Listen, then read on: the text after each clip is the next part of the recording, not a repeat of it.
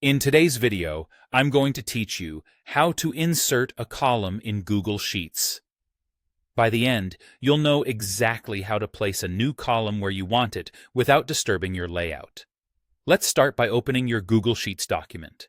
Make sure you're in the correct tab at the bottom if your file has multiple sheets, and confirm you have editing access. Everything in Sheets saves automatically, so you don't need to worry about hitting save along the way.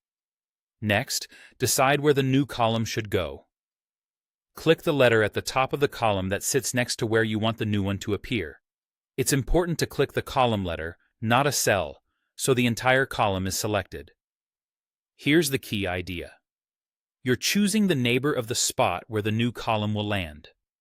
For example, if you want a new column between B and C, you can select column C if you plan to insert to the left, or select column B if you plan to insert to the right.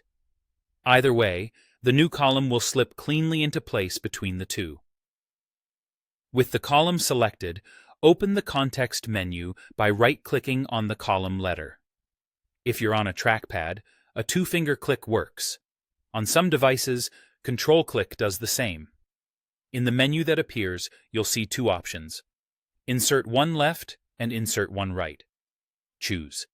Insert one left to place a new column immediately to the left of the selected column. Choose Insert one right to place it immediately to the right. When you do this, Sheets will shift existing data in that direction to make space. Nothing is deleted, your content simply moves over, and headers remain intact.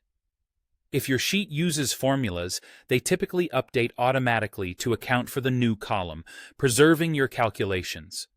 You'll know it worked when a fresh, empty column appears exactly where you intended. From here, you can type a new header in the top cell to label it clearly.